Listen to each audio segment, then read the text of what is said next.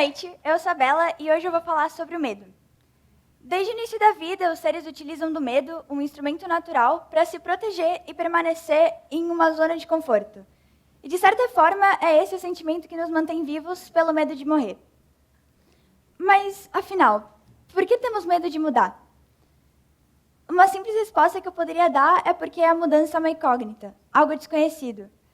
Então, a insegurança e o medo são com certeza algo que me ligados a ela. E várias coisas acontecem a todo momento, e o fato da gente mudar, saindo dessa nossa zona de conforto, é a causa desse sentimento. Mas, falando cientificamente sobre o medo, ele é uma resposta bioquímica do nosso corpo perante algum perigo. Então, isso quer dizer que mudar é um erro? A resposta que eu dou para vocês é não necessariamente. A gente pode escolher como reagir, por mais que a gente nem sempre saiba quando as mudanças chegam, e nem de que forma elas chegam. Elas nem sempre vão ser boas, como elas também nem sempre vão ser ruins. E tá tudo bem. Desde que eu cheguei aqui, subi no palco e comecei a minha apresentação, diversas coisas mudaram, porque a mudança é algo constante. O meu medo de estar aqui mudou. E outro fator que influencia na presença no medo de mudar é o fato da gente ter um confronto com sentimentos que foram deixados de lado em nossa mente, ou melhor dizendo, no nosso inconsciente.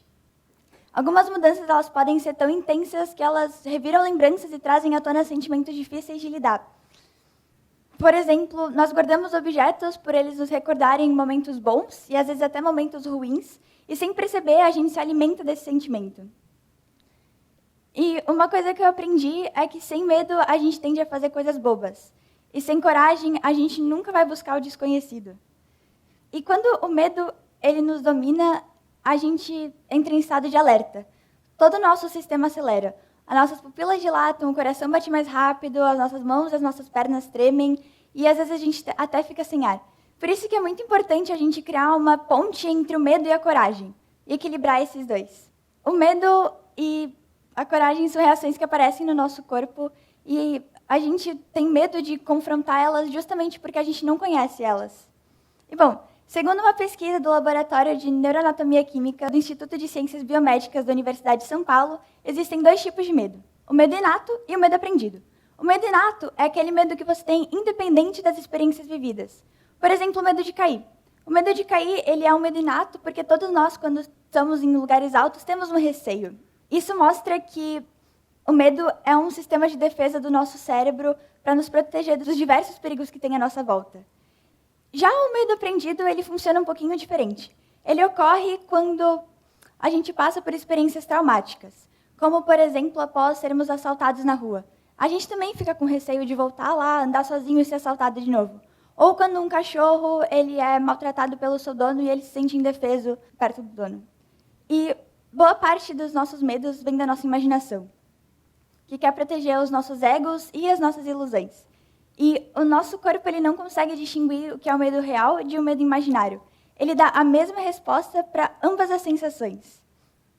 Por isso que é muito importante a gente buscar o autoconhecimento e tentar entender um pouquinho mais sobre os nossos medos. E, bom, desde que eu era pequena, eu sempre fui uma menina muito animada, brincalhona e principalmente confiante. Só que de uns tempos para cá, isso mudou e muito. Eu deixei de ser aquilo que eu era por medo.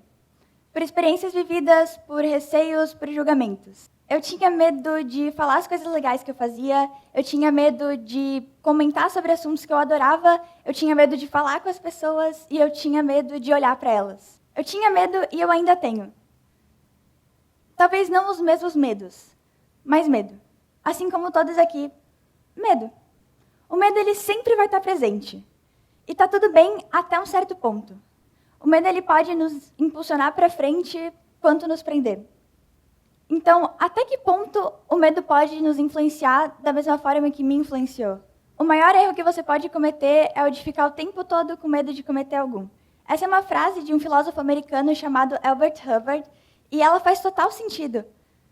Porque o medo ele pode agir sim de forma positiva e ele pode agir sim de forma negativa. Mas cabe a você decidir o que fazer com ele. E aí? O que você vai fazer com o seu medo? Obrigada.